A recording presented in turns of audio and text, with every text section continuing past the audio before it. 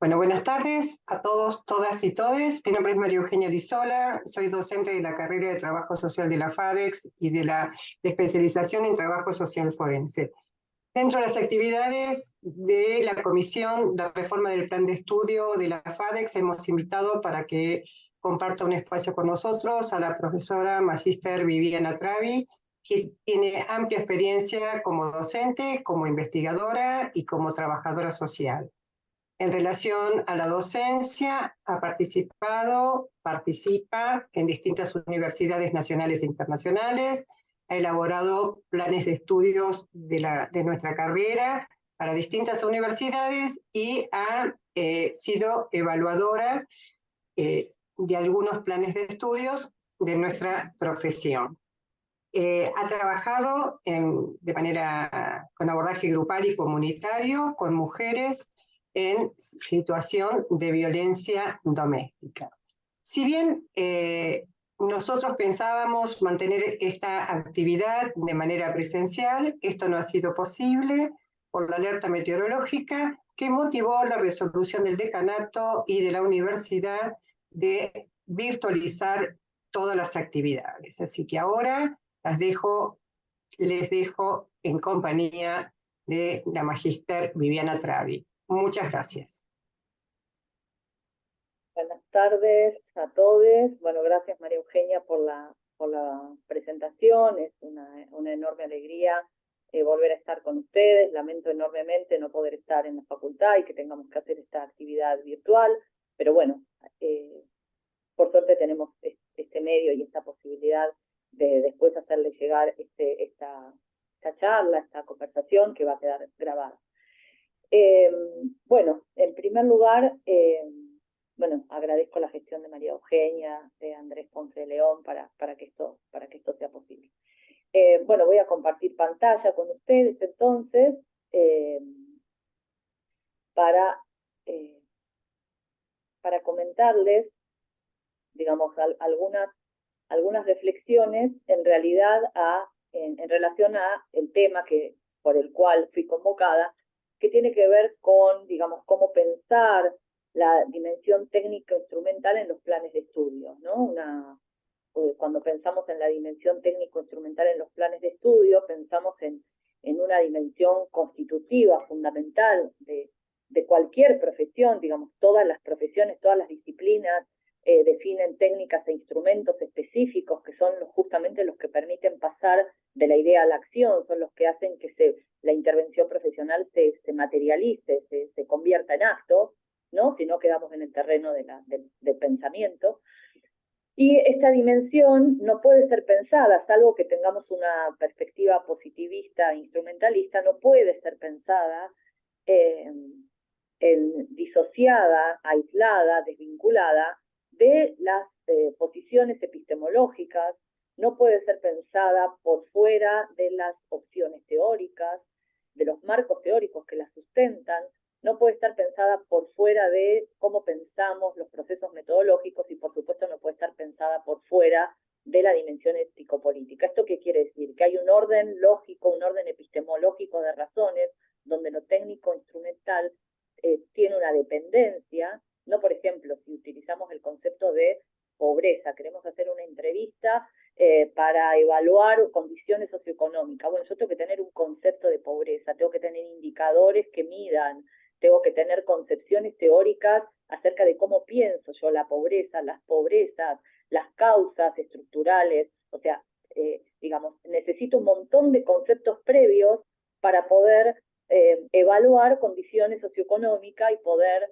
explicar, describir si una familia o no está en situaciones de pobreza, si es pobreza estructural, si es pobreza por ingresos, y usar otras formas de medición que también tienen que ver con evaluación de capacidades y demás. Pero todo eso depende de un marco teórico previo y de un posicionamiento epistemológico, ¿no? De opciones metodológicas y técnicas acerca de cómo yo voy a hacer esta entrevista, y por supuesto siempre está orientada por decisiones y por principios ético-políticos, ¿no? Entonces, la dimensión técnico-instrumental nunca se puede pensar en forma aislada, y porque pensar una técnica, un instrumento suelto, ¿no? Una visita suelta, una entrevista suelta, digamos, es caer realmente digamos, en una postura claramente instrumentalista, y es como podemos decir poner el caballo delante del carro, ¿no? Lo que nos convoca cuando pensamos en los planes de estudios es cuál es la relación entre la formación académica y cuál es la relación entre la construcción profesional y disciplinar, en qué momento y cómo se encuentran, cómo se nutren, ¿no? Y lamentablemente muchas veces asistimos más bien que a una relación que pareciera que va en direcciones diferentes, cuando encontramos colegas que en el ejercicio profesional dicen que, bueno, que lo que estudiaron en la universidad no les sirvió, que cuando empezaron a trabajar no sabían hacer informes, no habían tenido la experiencia de las entrevistas, no habían coordinado grupos, o no tenían formación como para encarar un proceso de investigación, ¿no? Entonces, bueno, uno se pregunta, durante 5 años en la universidad, ¿qué necesitaríamos aprender o qué no podría faltar en la formación para que realmente haya una relación de intercambio constructiva donde el colectivo profesional dialogue con el colectivo académico y viceversa, ¿no? Y esto nos lleva a pensar, cuando pensamos en o encarar la reforma de un plan de estudios, que hay algunas lógicas procedimentales, ¿no? Y hay un orden epistemológico de razones, o una jerarquía lógico-procedimental cuando pienso un plan de estudios, que comienza como cualquier plan, programa, proyecto, cualquier intervención pedagógica, profesional, por definir cuál es el objeto. Entonces, ¿cuál es el objeto de la enseñanza universitaria? ¿Cuál es el objeto de la labor universitaria?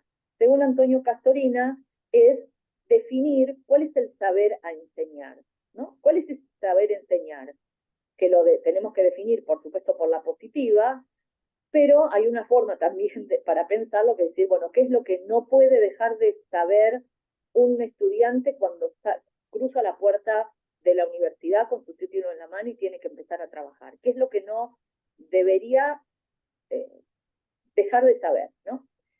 Y para definir este objeto, este saber enseñar, o sea, claramente tenemos que, el plan de estudios tiene que tener un posicionamiento acerca de qué es el trabajo social, que es el objeto a enseñar y aprender, o sea, cómo definimos el trabajo social en tanto profesión y disciplina científica y autónoma de las ciencias sociales y humanas, ¿no? No solo es una disciplina de las ciencias sociales, sino todo lo que tiene que ver con la dimensión subjetiva entra también, desde mi punto de vista, como una disciplina, digamos, de las ciencias sociales y humanas. Pensar en la formación profesional implica enseñar y aprender a hacer trabajo social, ¿sí? A ejercer una profesión, ¿no? E implica aprender a ser trabajador y trabajadora social, a ser parte de una comunidad científica profesional, ¿no? La cuestión acerca del ser tiene que ver con una cuestión más ontológica, filosófica, subjetiva, ¿no? Que tiene que ver con cuáles son los aspectos del ser comprometidos en los procesos de enseñar y aprender, ¿no? ¿Cómo me transformo yo en ese proceso cuando llego, perdón, acá hay una interrupción, ahí está. Les decía, los aspectos comprometidos los aspectos del ser comprometidos en los procesos de enseñanza-aprendizaje, ¿no? ¿Cómo era yo cuando llegué a primer año con la ilusión de estudiar esta carrera y cómo me fui transformando en estos 5 años que dura la carrera, ¿no? Realmente hay una cuestión que hay que atender, ¿no? De qué pasa con nuestros estudiantes y acompañarlos, ¿no? En este proceso de transformaciones que no solo tienen que ver con el cambio conceptual, con las crisis, digamos, con las crisis cognitivas que se generan a partir de una idea que traían y lo que encuentran y demás. La cuestión del hacer profesional tiene que ver con la especificidad profesional, lo que nos distingue, lo que hace que nuestro hacer tenga características propias y diferentes a otros campos disciplinares, y es lo que nos permite justamente, lejos de pensar que la especificidad refiere a una pensar en términos de especificidad refiere a una lógica fragmentaria y segmentadora de la realidad, todo lo contrario, pensar en la especificidad es lo que nos fortalece como colectivo profesional y es lo que define qué es lo que yo tengo de propio, de particular, para ir al encuentro con otras disciplinas, para ir al encuentro en un equipo interdisciplinario, con psicólogos, con abogados, con otras profesiones, ¿no? Implica pensar los procesos de enseñanza y aprendizaje desde las teorías del aprendizaje, porque hay un montón de teorías del aprendizaje, más conductistas, más cognitivistas, digamos, hay un montón de corrientes en las ciencias de la educación, y entonces siempre cuando uno se modifica un plan de estudios o se evalúa un plan de estudios, siempre hay que tener en cuenta desde qué teorías del aprendizaje y acudir, obviamente, a profesionales expertos en el tema que tienen que ver con también el campo de la didáctica y la pedagogía. Y por supuesto, ¿qué perspectivas tenemos en trabajo social como comunidad científica? Me voy a referir bastante a eso para, digamos, por un posicionamiento bastante crítico que yo hago a las miradas tan localistas, ¿no? De que nos miramos un poco el ombligo y no tenemos la noción, no abrimos la mirada a lo que el trabajo social produce a nivel internacional. Sabemos que el trabajo social existe en todos los continentes. ¿Qué piensan los trabajadores sociales africanos, por ejemplo? O centroamericanos, o asiáticos, o canadienses, o de los países recontra súper, entre comillas, desarrollados, como, no sé, los países nórdicos, ¿no? Bueno, ¿qué está pensando el trabajo social en tanto comunidad científica? Y entonces, pero esta formación no se produce en el vacío, por supuesto.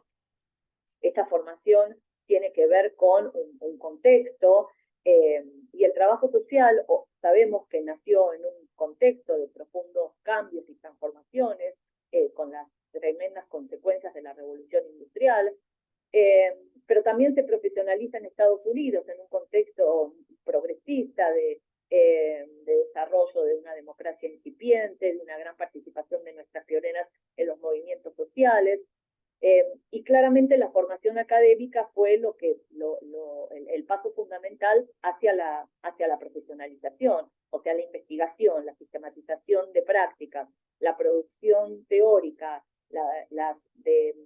el desarrollo de las primeras propuestas teórico-metodológicas que tienen fundamentalmente como figura más relevante, pero hay muchas otras en el trabajo social, como Mary Richmond, o como la tesis doctoral de Grace Coy de 1930, que es como la sistematización de lo que es el trabajo social con grupos, justamente es lo que permite establecer el límite, la diferencia entre lo que eran las antiguas prácticas de caridad y beneficencia con una profesión y una disciplina científica. Entonces hoy, como en sus orígenes, el trabajo social está inmerso en un contexto de grandes transformaciones de tipo económicas, sociodemográficas, culturales, políticas, y está llamado a actuar en un escenario muy complejo y contradictorio, donde aún han habido grandes logros en términos de políticas redistributivas, nuevos derechos, nuevas instituciones que se crean a partir de, no sé, las leyes vinculadas con la niñez y la ley de salud mental, y esto a su vez abre un campo laboral y profesional muy amplio, pero por otro lado, la persistente brecha en términos de desigualdad, de desigualdades de toda índole y de pobreza. Ello impone a las universidades públicas una responsabilidad, un desafío en cuanto al tipo de profesionales que debe formar para que puedan contribuir desde sus conocimientos específicos, que puedan devolver a la sociedad saberes, conocimientos tendientes a la construcción de una sociedad más justa, más libre, más democrática, más diversa, más tolerante, más inclusiva. Para esto los estudiantes tienen que tener, la universidad les tiene que proveer las herramientas necesarias. ¿Herramientas para qué? Para que puedan lograr una sólida comprensión de lo social, ¿sí? Una comprensión que, a la vez de dar cuenta de la complejidad, también le permita desplegar una acción, una intervención fundada. No alcanza con conocer, digamos, con conocer los problemas sociales. No, tenemos que tener herramientas para una intervención fundada, ¿no? Donde el conocer, el saber, el hacer, el producir parte de un único y un mismo proceso, con capacidad para hacer lecturas argumentadas acerca de la situación que padecen los sectores más desprotegidos, desarrollar acciones pertinentes, acciones eficaces que contribuyan al acceso de una ciudadanía más plena, ¿no? Esto significa, por supuesto, un permanente seguimiento, evaluación y actualización de los planes de estudios en su estructura, en sus contenidos, en sus modalidades pedagógicas, conforme a los cambios sociales, conforme a las nuevas demandas de la población, de los movimientos sociales, del mercado laboral, conforme al avance de la legislación, los desarrollos científicos y disciplinares. Digamos, en lo que se sugiere que los planes de estudio se modifiquen cada 12 años, más o menos, 10, 12 años, o sea, cada 2 cohortes, ¿no? Y el aprendizaje de una disciplina y una profesión de carácter interventivo que define su intervención y su hacer además como transformador, emancipatorio, antiopresivo, digamos, y que además se plantea un vínculo profesional y que tiene una relación directa con sujetos, personas en conflicto, que atraviesan situaciones problemáticas de difícil resolución, requiere de modalidades pedagógicas particulares. No se puede aprender trabajo social con la sola incorporación de contenidos teóricos, y una modalidad pedagógica particular que permita desde principios de gradualidad y secuencialidad un acercamiento paulatino a las realidades problemáticas concretas, y por otro lado, lo que tiene que ver con la formación de un hábitus científico, un hábitus profesional, desde el momento que los estudiantes ingresan a la universidad. Esto ¿qué significa convertirse en un profesional de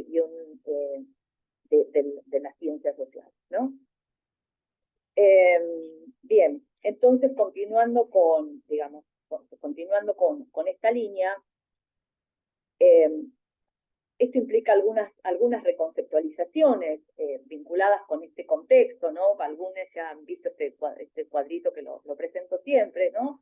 Que implica, pensando en el contexto de enseñanza-aprendizaje y el concepto de la práctica, reconceptualizar categorías centrales, como por ejemplo la cuestión social, digamos, para poder salir de cierto reduccionismo que la limita a la contradicción capital-trabajo, ¿no? Si pensamos en los grandes sistemas de dominación y opresión de nuestros cuerpos, de nuestras mentes, de nuestras formas de ser y estar en el mundo, digamos, tenemos claramente las consecuencias del capitalismo, pero mucho antes nuestra América vivió y sigue viviendo las consecuencias del colonialismo, de lo que hoy los autores llaman, y ya venían hablando desde principios de siglos acerca de la colonización pedagógica, ¿no? Y hoy, desde perspectivas más actuales, se piensa como la colonialidad del ser, del saber y del poder, y por supuesto el patriarcado, para permitir una perspectiva interseccional, una perspectiva que pueda mirar desde lo nacional, lo latinoamericano y lo indo-afro-latinoamericano.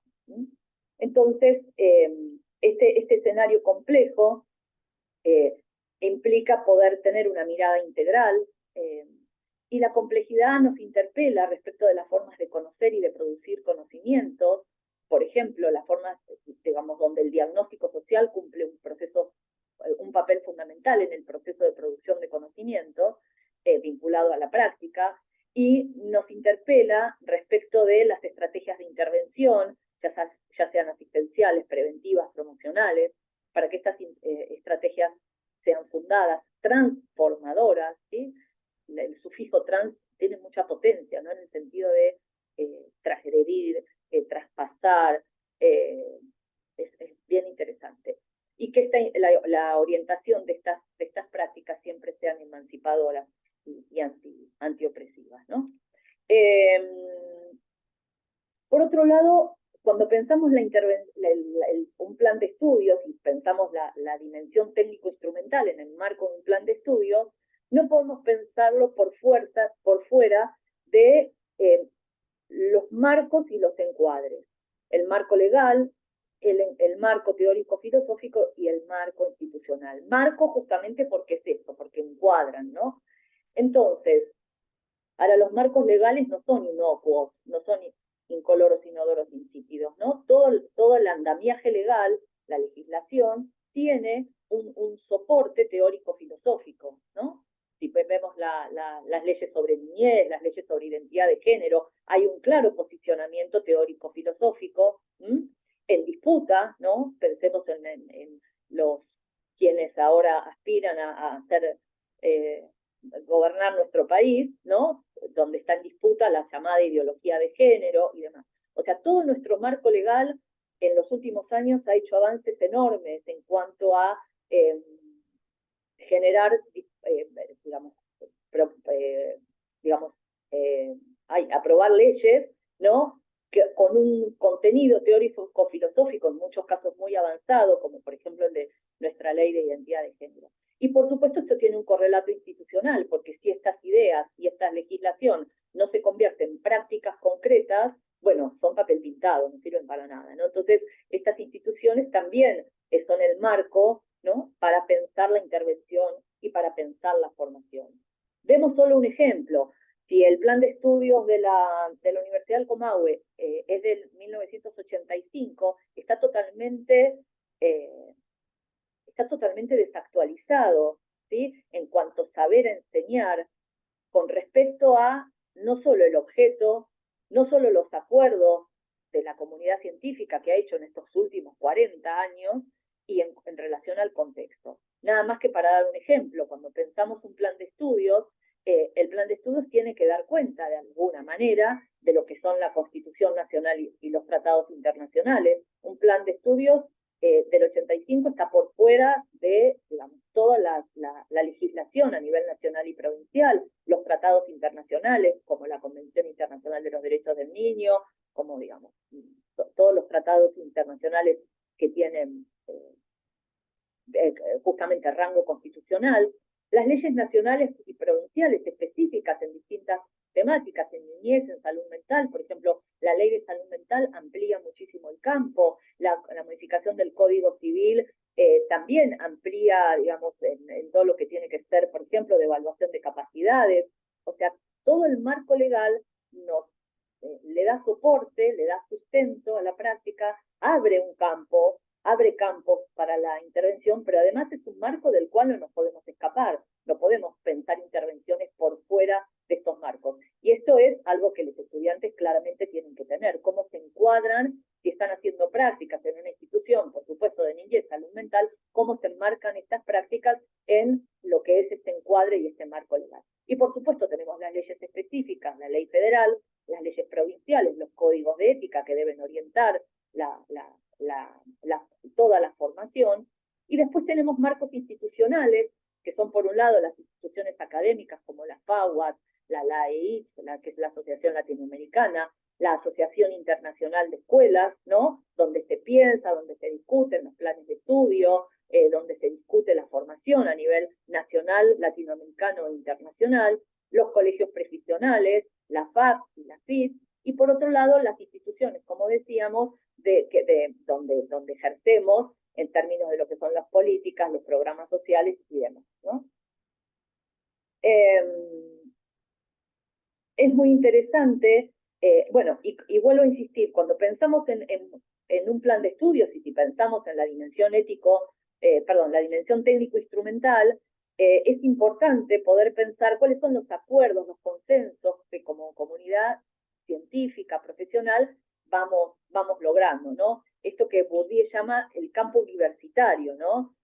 Un campo universitario donde se prefiguran estilos académicos de formación y de transmisión, como plantea Bourdieu, o como Michel Desserteau, ¿no? Cuando nos dice que incluyen planos de transmisión interrelacionados, uno vinculado con el acto de comunicación, de saberes e información, y otro que hace a la transmisión de gestos, ¿no? Todas estas prácticas que acompañan el discurso, el espacio discursivo y el pensamiento. Tiene que ver con transmitir y enseñar cómo cada campo disciplinar va construyendo y transmitiendo maneras de hacer, prácticas, representaciones, que justamente contribuyen también a la construcción de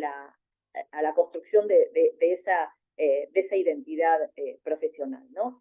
Entonces, la construcción, pensarnos como comunidad científica, cuando vamos a pensar la reforma, actualización de un plan de estudios, requiere ver qué está pensando nuestro colectivo profesional. Están los documentos de FAWAT sobre lineamientos curriculares, curriculares, que tienen ya unos años, pero que cuando estuvimos en FAWA, yo participé en 2 oportunidades representando a la universidad que como miembros de la comisión directiva, infructuosamente, pero lo intentamos, fue elaborar una currícula mínima, como había hecho Brasil en su momento, que estableció una currícula básica, ¿no? Que todas las unidades académicas del país tenían que cumplirlo. Pues no lo logramos, pero sí lo que se logró fue elaborar algunos documentos con lineamientos curriculares básicos.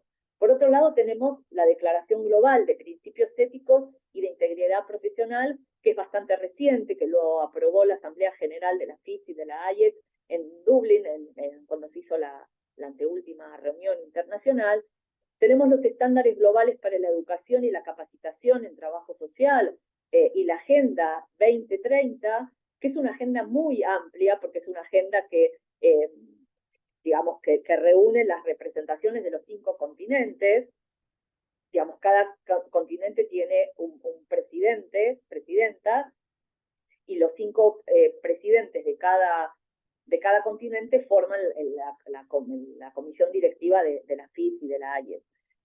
Bueno, los pueden buscar en la página, que, bueno, toman temas, por ejemplo, como que preocupan mucho, por ejemplo, en el África, que tiene que ver con la justicia ambiental, bueno, el tema de las migraciones. Bueno, es muy, muy interesante, pero bueno, es muy general y muy amplio, ¿no? Por ejemplo, un estudiante para trabajar lo técnico instrumental, no se puede dejar de pensar, o para pensar un plan de estudio, no podemos dejar de pensar en los principios éticos, por ejemplo, ¿no? Los principios éticos que hablan del reconocimiento de la dignidad, la promoción de los derechos humanos, de la justicia social, del derecho a la libre determinación, ¿sí? El uso ético de las tecnologías y las redes sociales. Imaginemos que un plan de estudios del 85 ni menciona este tema, ¿no? Y es muy interesante porque en el artículo 9 se refiere especialmente a la formación. Dice, los trabajadores sociales deben tener las calificaciones requeridas y desarrollar y mantener las habilidades y competencias requeridas para su trabajo, ¿sí? Entonces, yo era de las docentes que los estudiantes les hacía tener pegado en el cuaderno, cuando todavía el mundo funcionaba en papel, pegado en el cuaderno los principios éticos, la ley de ejercicio profesional, digamos, y esto después podemos ver, ¿y en qué materia se da? Bueno, estos se dan como contenidos transversales, tenemos que tener una materia de filosofía y ética, tenemos que tener una materia de derecho donde se hable de derechos humanos, tenemos que tener una materia de derecho y de política social donde se hable de justicia social, etcétera, etcétera. Pero todo, como dijimos, que hay una dependencia de lo técnico instrumental a lo epistemológico, a lo metodológico, a lo teórico, justamente a la hora de pensar una entrevista, a la hora de pensar un diagnóstico, estos principios éticos, por algo se llaman principios, porque están primero, no pueden dejar de ser tenidos en cuenta. Entonces, para pensar un plan de estudio, deberíamos tener, y me centro en la dimensión técnico-instrumental, tendríamos que tener un primer diagnóstico previo de qué pasó con ese aprendizaje de las técnicas y de los instrumentos, que ahora vamos a ir, de la entrevista, del informe, del diagnóstico, de la observación, del registro, ¿sí?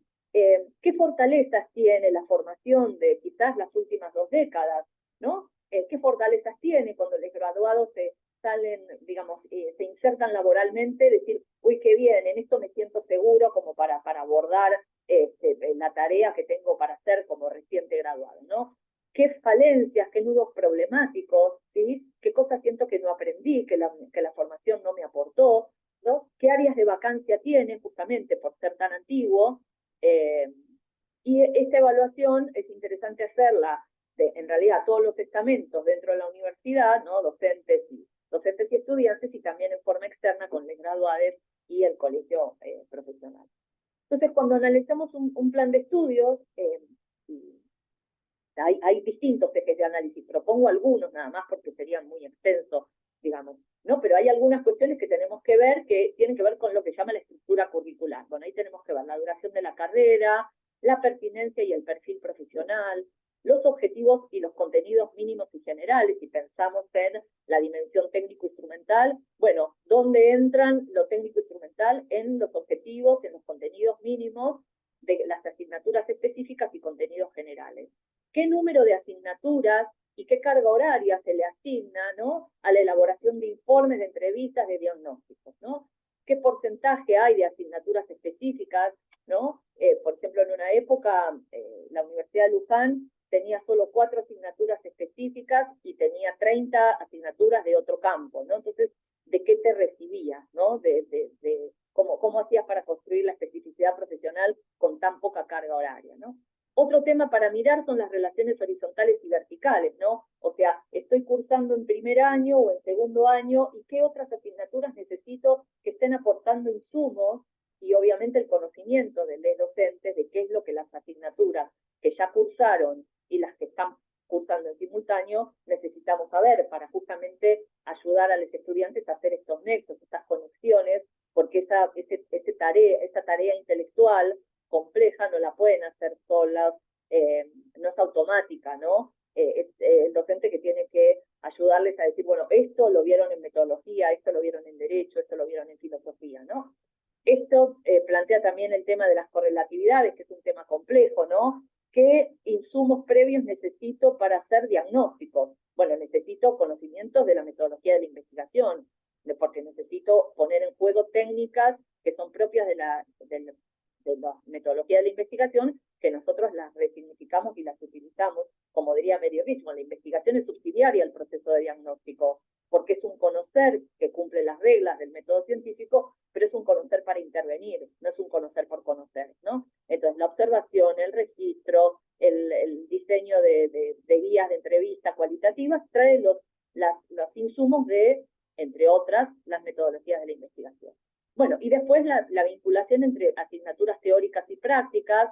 Hay todavía planes de estudios, o había hace un tiempo, planes de estudio donde los estudiantes, por ejemplo, podrían hacer la práctica de familia o de grupo sin haber cursado la teórica, ¿no? Se podrían nombrar 5 universidades donde esto funcionaba de esta manera. De manera que nosotros estamos legitimando que se puede hacer una práctica sin ningún insumo teórico, ¿no? Yo lo he vivido en una universidad donde yo daba en cuarto año la teórica de grupo, que duraba un año, y venían estudiantes que ya habían hecho la práctica de grupo. Díganme ustedes con qué insumo teórico, metodológico, habían hecho esa práctica. ¿Sí? Bien, y después está el tema de los sistemas de evaluación o los regímenes de aprobación, cómo se aprueban las materias y promocionales, con trabajos integradores, y las evaluaciones según los tipos de aprendizaje, cómo evalúo contenidos teóricos, cómo evalúo lo metodológico, cómo evalúo lo procedimental, cómo evalúo lo actitudinal, cómo evalúo las prácticas, ¿no? Y bueno, como les decía, las áreas de vacancia o contenidos relevantes para la formación que no estén contemplados en el plan vigente, como todos los que ya han nombrado. Centrándonos de lleno en la dimensión técnico-instrumental, como les decía, no la podemos pensar disociada de las otras dimensiones, pero sí lo que observamos es que en el ejercicio profesional esto no está tan integrado como desde mi punto de vista debería estar. Y estas reflexiones que yo hago con ustedes tienen que ver con mi propio ejercicio profesional y docente, cuando yo, siendo muy joven, inicio la docencia en un área metodológica y de prácticas, y yo decía, ¿dónde encuentro material teórico? ¿Dónde encuentro material sobre entrevista y demás que no provenga ni de la sociología? No porque no lo tomemos, pero que provenga del colectivo profesional.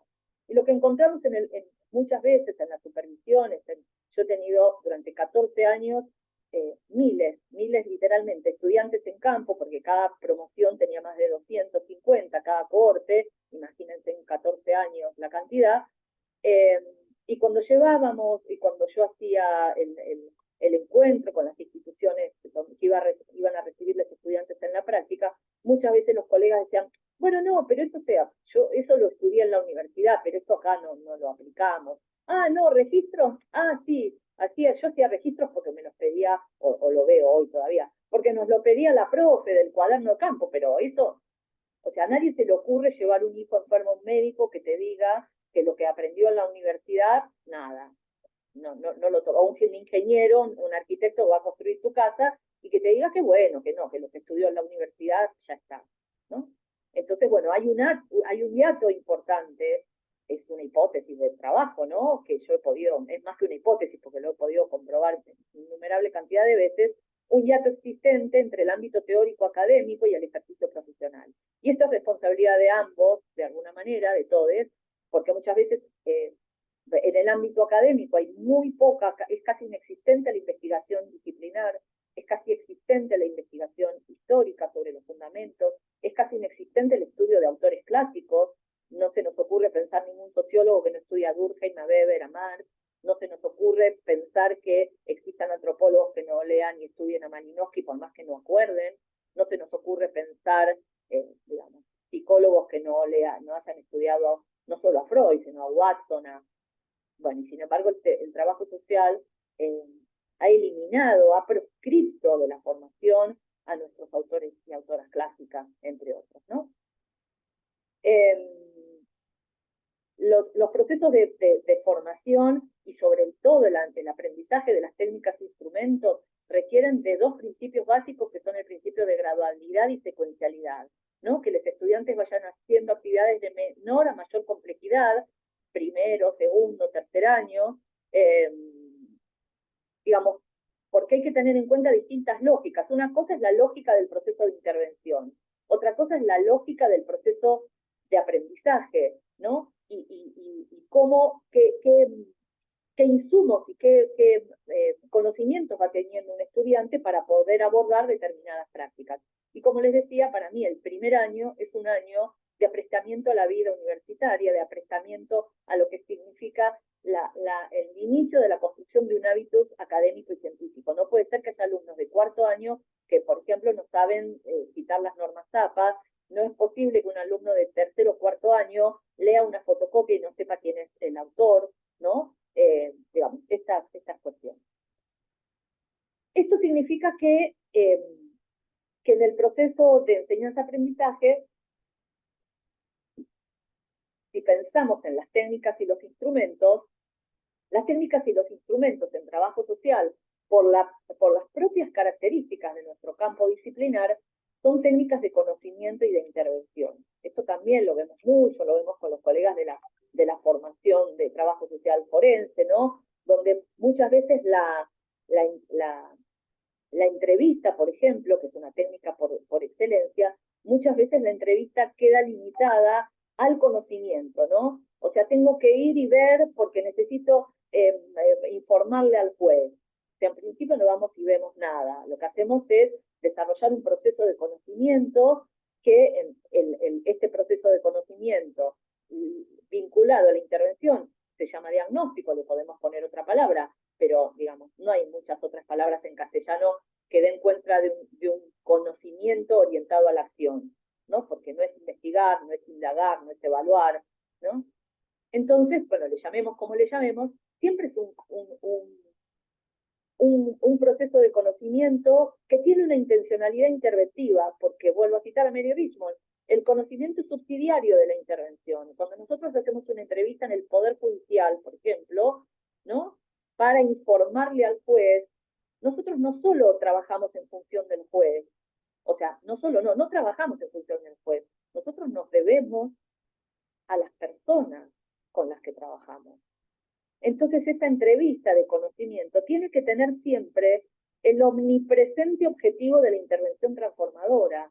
Entonces, las preguntas que yo le hago a esa persona son preguntas que no solo para conocer, para informarle al juez, son preguntas para que esa persona reflexione, para que esa persona haga un proceso de poder mirarse, brindo información, ¿sí? Entonces, las técnicas y los instrumentos siempre en trabajo social son de conocimiento y de intervención. ¿Y cuáles son las principales técnicas? Bueno, hay un montón, ¿no? Y en cada campo hay técnicas específicas, en grupos están las específicas, en familia hay específicas, pero de las que cuando un trabajador social, digamos, se recibe y entra a trabajar en cualquier campo profesional, va a hacer entrevistas, va a hacer, pongo entre comillas visitas porque ahora hay toda una discusión y una recuperación del concepto de visita, es largo el tema, pero las entrevistas o visitas en domicilio, la observación, el registro, la historia social y el informe social. Trabajemos en el campo que trabajemos, no dejamos de hacer esto. Y un estudiante que sale de una escuela de trabajo social no puede dejar de saber hacer entrevistas domiciliarias, observaciones, registros, informes e historia social. No puede. El tema es qué tiempo le dedicamos, cuántas entrevistas tiene que hacer un estudiante y de qué manera tienen que estar realizado ese aprendizaje. Ahora vamos a ver ejemplos, ¿no? Entonces, estos contenidos, la entrevista, el informe, el diagnóstico, son contenidos que tienen un triple carácter. Son contenidos teóricos, son contenidos procedimentales y son contenidos actitudinales.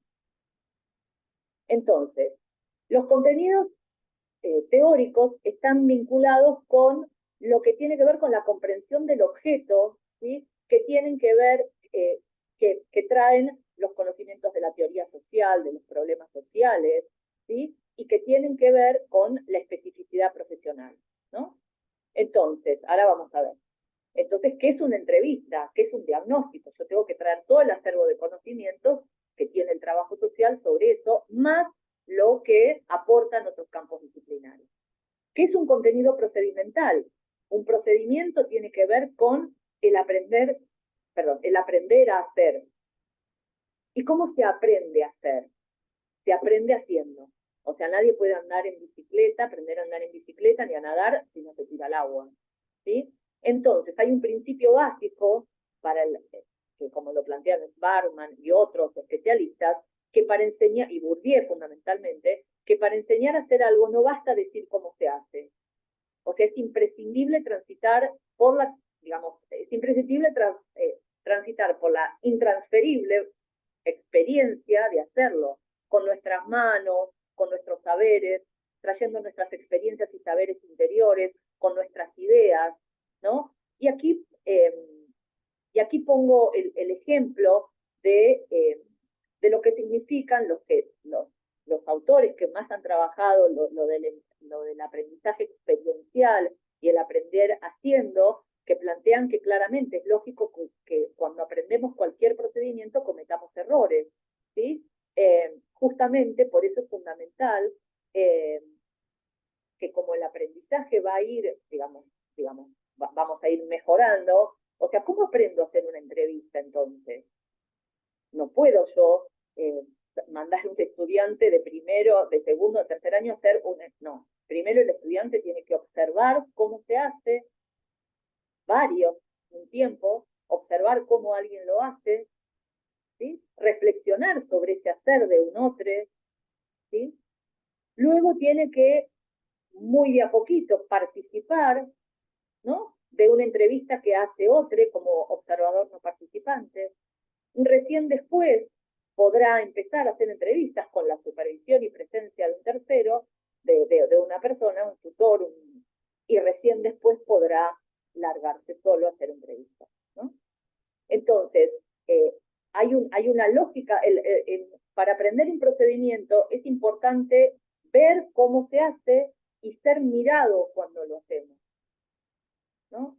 Y esto lo dice Bourdieu claramente. Bourdieu es genial cuando habla del aprendizaje del oficio de sociólogo, él lo que dice, toma muchas metáforas futbolísticas, ¿no? Él dice, el aprendizaje de un oficio es como el entrenador en un campo de fútbol, que está mirando cómo un jugador de fútbol patea los penales y va marcando in situ, y cómo, digamos, y esto tiene que ver, les invito a que piensen si ustedes aprendieron a tocar algún instrumento o alguna danza. ¿Cómo se aprende? Bueno, mirando, el profesor te muestra cómo se hace, ¿sí? Cómo poner las manos, cómo poner los pies, y después uno va desde ser muy torpe, porque para que, esto también, ¿cómo pasa la idea de la cabeza al cuerpo? O sea, yo puedo mirar cómo se hace un paso de salsa o cómo se hace un acorde en la guitarra, y lo entiendo, pero para que de la cabeza me pase al cuerpo, eso lleva un tiempo, ¿sí?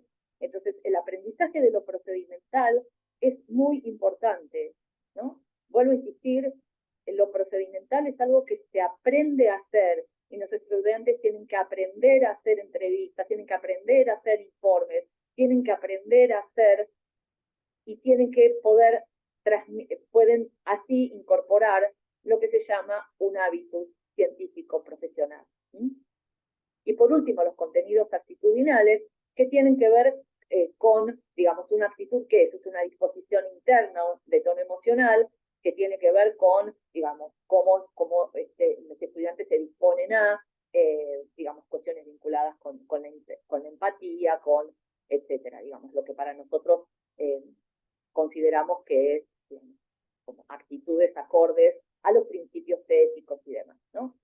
Entonces, para pensar lo técnico-instrumental, obviamente, tenemos que plantear, tenemos que tener en cuenta cuál es la relación entre teoría técnica y método, ¿sí? Como les decía, hay un privilegio epistémico de los problemas de investigación y de intervención respecto de los procedimientos. Yo primero defino el problema, de qué se trata, una situación de maltrato infantil, una situación de X, ¿sí?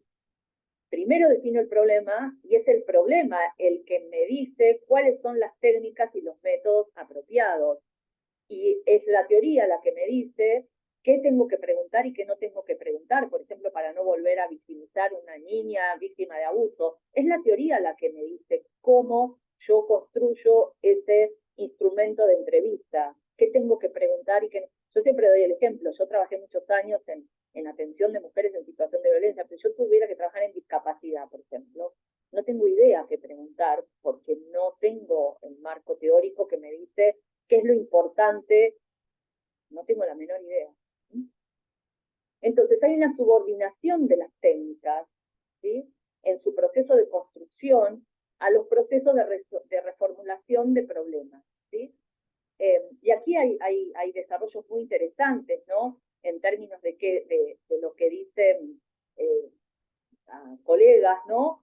Como por ejemplo Teresa Rosell, que a mí me gusta mucho, esta colega catalana, cuando nos dice una técnica refiere a la utilización consciente e intencionada de conocimientos que de dónde provienen, y provienen de la teoría, pero también provienen de la experiencia acumulada que tenemos como profesionales y de otras fuentes de información, que no son solo las académicas, de otros saberes, que el trabajador social transforma en conducta mediante la relación que establece con las personas. En España le llaman clientes. O sea, una técnica es la utilización consciente e intencionada de conocimientos. No hay técnicas, utilización posible de técnicas desligadas. Sí hay posibilidad, pero es una concepción totalmente instrumentalista, positivista y, digamos, que conduce a bastante poco, ¿no? Entonces, una técnica, una profesión hace suya una técnica cuando utiliza en forma operativa y sistemática unos contenidos teóricos para lograr sus objetivos profesionales, y vuelvo a insistir, no pueden ir desligadas de un cuerpo de conocimientos científicos que servirá de referencia, que le dará fiabilidad a la actuación específica. O sea, yo doy fe que haciendo determinadas entrevistas de determinada manera y con determinadas observaciones puedo llegar a hacer determinados diagnósticos, por ejemplo, ¿no? O sea, le dan fiabilidad a la actuación profesional y tampoco pueden estar vacías de los contenidos ideológicos, por supuesto, porque son los principios teóricos, filosóficos, ideológicos que le darán direccionalidad a la acción.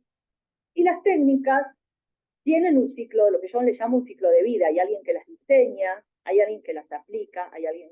y ese diseño tiene que estar permanentemente, digamos, el diseño les da su carácter artesanal, ¿no? Porque cuando yo tengo que poner utilizar un instrumento que, por ejemplo, un instrumento de entrevista o un protocolo o un modelo de informe social, o sea, tengo que hacer este ejercicio de evaluación y análisis de quién inventó, quién creó este instrumento, con qué objetivo, tiene un instructivo que diga que hay que poner en cada, ¿no? O sea, es importante que nosotros diseñemos nuestros instrumentos, ¿no? Que tengamos un papel activo en la construcción, y si tenemos que aplicar los que han construido otros, que nos tomemos el trabajo de ver cómo están definidas, por ejemplo, la cuestión de familia, incluye la diversidad de género, etcétera, etcétera.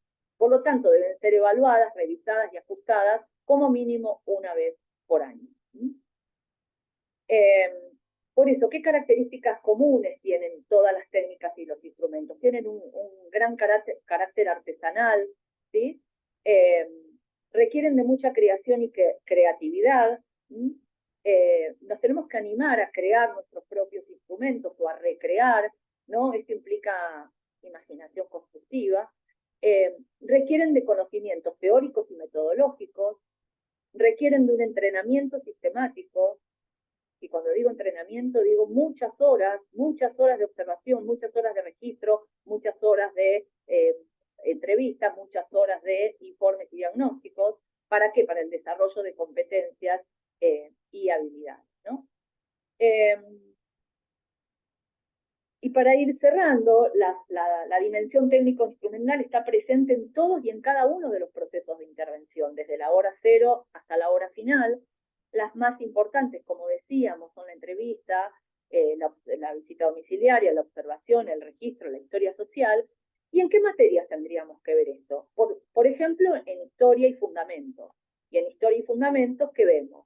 O vemos los antecedentes. ¿Cuáles son los primeros antecedentes de la visita a los pobres? Bueno, tenemos el socorro de los pobres de Juan Luis Vives, donde no hay trabajo social, acá hay antecedentes previos, donde plantea por qué hay que visitar a los pobres y empieza a incorporar por primera vez en 1526 los factores sociales, incluso estructurales.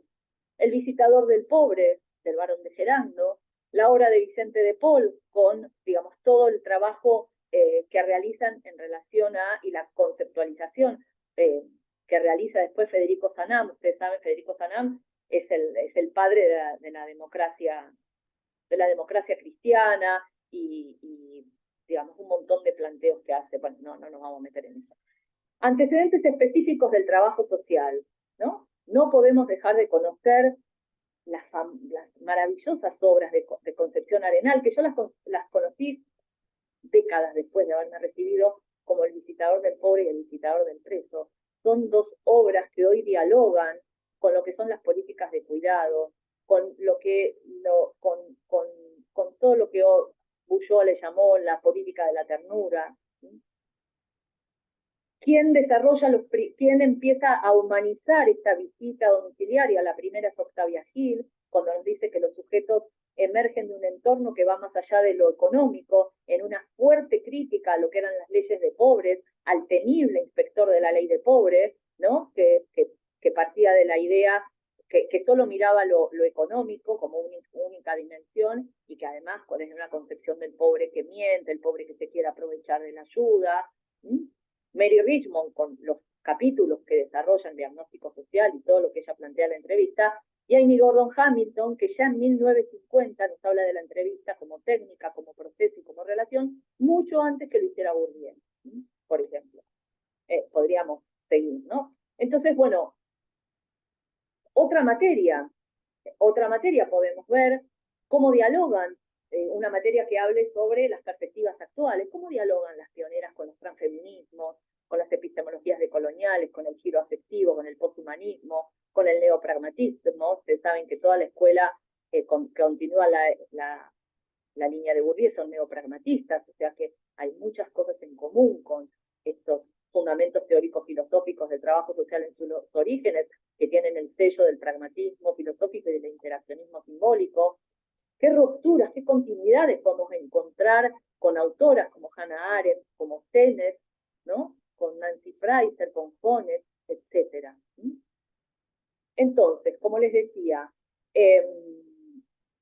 tenemos documentos, tenemos documentos nacionales, documentos internacionales, tenemos la ley de ejercicio profesional, y en la ley de ejercicio profesional tenemos las incumbencias, y con esto ya voy cerrando, ¿no? Las incumbencias, ¿de qué nos hablan las incumbencias? Las incumbencias nos hablan del asesoramiento, diseño, ejecución, auditoría y evaluación de políticas sociales, de proyectos sociales. Nos habla de diagnósticos familiares, institucionales y comunitarios. Las incumbencias nos hablan de elaboración de informes, ¿sí?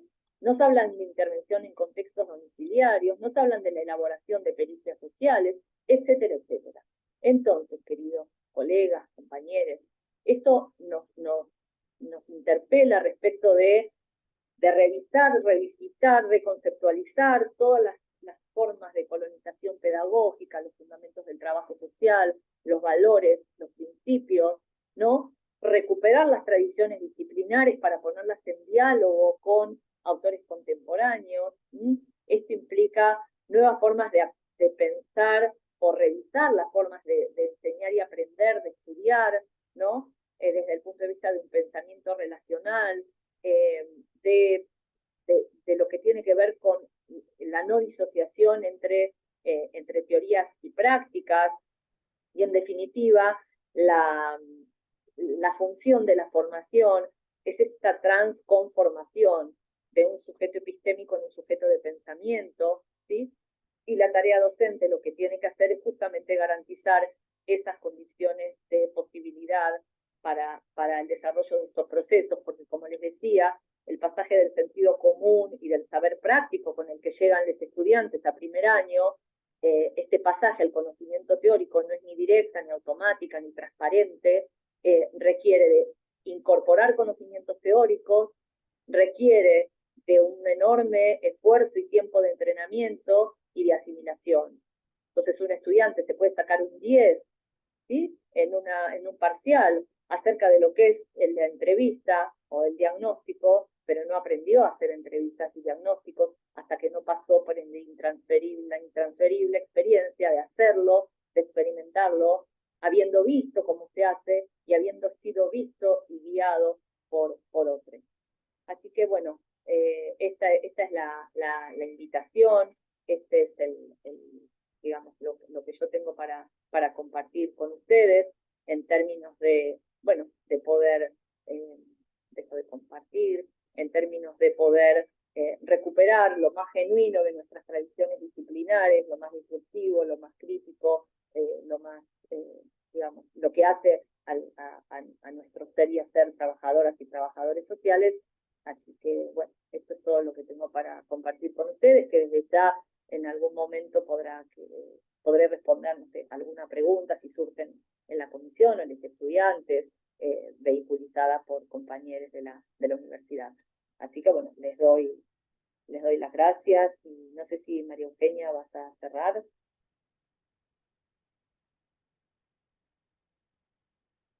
Bueno, quedamos aquí. Muchas gracias.